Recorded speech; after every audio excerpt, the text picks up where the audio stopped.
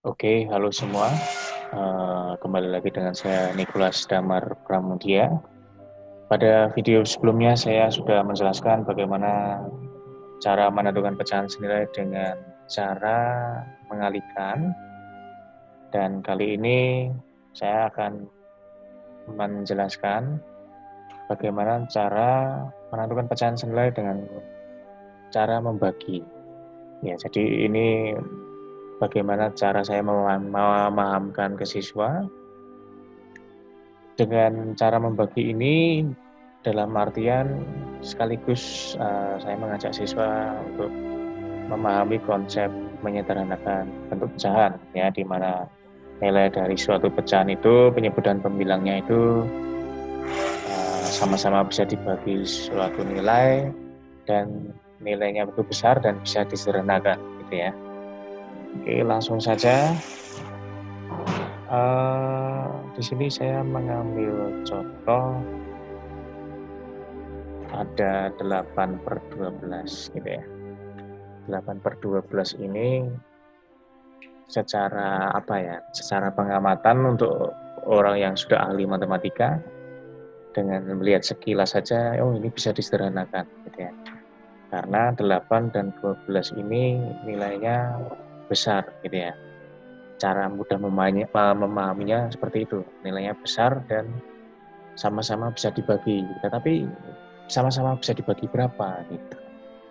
Nah, cara mudahnya adalah biasanya saya memahamkan siswa untuk membagi suatu pecahan, gunakanlah ini bilangan ya, menggunakan nilai 2, 3, 5, 7 dan seterusnya. Oke, yang kemudian ini dikenal dengan bilangan prima gitu. Jadi dari persoalan ini, misalnya 8/12, itu kita cek sama-sama bisa dibagi berapa nih? Ya, saya di sini menggunakan kata sama-sama ya, berarti atas dan bawah ya, pembilang dan penyebutnya harus bisa sama-sama dibagi dengan bilangan yang sama ya. Nah, cara paling mudah kita gunakan dulu 2 nih. Apakah 8 dan 12 itu sama-sama bisa dibagi 2? Ya, 8 bisa dibagi 2, 12 juga bisa dibagi 2. Dengan kata lain,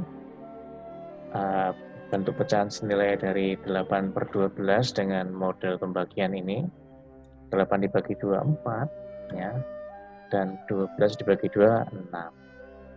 Jadi, pecahan senilai dari 8/12 itu 4/6. Dan ini menjadi bentuk sederhana dari 8/12, yaitu 4/6. Nah, tetapi apakah ini bisa disederhanakan lagi? Dan pertanyaannya, apakah punya pecahan senilai lagi 4/6 ini? Ya, ini masih bisa disederhanakan lagi. Cara ngeceknya gimana? Ya, kembali lagi ke bilangan yang saya gunakan tadi, yang saya sarankan tadi. Ambillah 4 dan 6. Apakah sama-sama bisa dibagi 2? Ya, apakah sama-sama bisa dibagi 2? Oh iya, bisa. 4 bisa dibagi 2, 6 juga bisa dibagi 2. Berarti dengan kata lain, 4/6 bisa disederhanakan. Jadi 4/6 disederhanakan dengan cara dibagi 2. 4 dibagi 2 itu 2, 6 dibagi 2 itu 3. Maka diperoleh hasil 2/3. Nah, dari sini kita bisa lihat 2/3 itu sudah paling sederhana. Nah, di sini saya membuat catatan penting sama seperti mengalihkan ya, di mana atas dan bawah ya, pembilang dan penyebut harus dibagi dengan bilangan yang sama, gitu ya. Oke, untuk lebih jelas lagi, saya akan kasih contoh. Oke, di sini saya akan ambil contoh misalnya berapa? 9/18, gitu ya. Kira-kira bentuk pecahan senilainya berapa? Ya, apakah bisa disederhanakan? Oke, kita cek. Seperti yang saya bilang tadi, gunakan bilangan-bilangan ini untuk mengecek apakah keduanya bisa dibagi. Misal 9, apakah bisa dibagi 2? Tidak. Ya, 9 tidak bisa dibagi 2, meskipun 18 itu bisa dibagi 2. Lalu karena tidak bisa, pakailah 3. Ya. Apakah 9 bisa dibagi 3? Oh iya, bisa dibagi 3. Apakah 18 juga bisa dibagi 3? Oh pasti ya, bisa dibagi 3. Karena kedua-duanya bisa dibagi 3, maka langsung saja dieksekusi. 9 dibagi 3, 18 dibagi 3, gitu ya. Oke, 9 dibagi 3 itu berapa? 3. Lalu 18 dibagi 3, 6. Ya. Dari sini diperoleh 9/18 itu punya pecahan senilai ya. Dengan cara membagi, dengan cara menyederhanakan, yaitu 3/6. Apakah 3/6 masih bisa disederhana? Kita cek ya. Gunakan 2. 3, apakah bisa dibagi 2? Tidak, tidak bisa dibagi 2. Meskipun 6 bisa dibagi 2. Tetapi kan syaratnya dua-duanya harus sama, gitu kan. Kita cek lagi, apakah 3 bisa dibagi 3? Oh iya, 3 bisa dibagi 3. Maka kita harus cek lagi, apakah 6 bisa dibagi 3?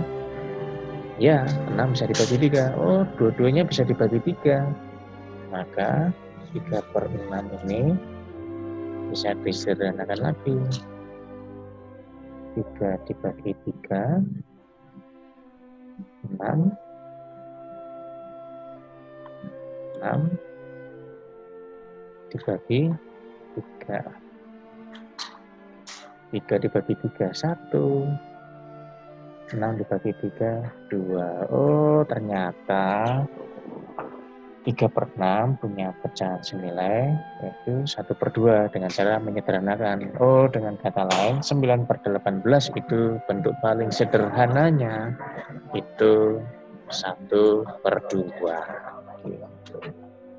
Oke, jadi itu saja terkait bagaimana cara menentukan pecahan senilai dengan cara membagi, sekaligus memahami bentuk pecahan itu bisa disederhanakan.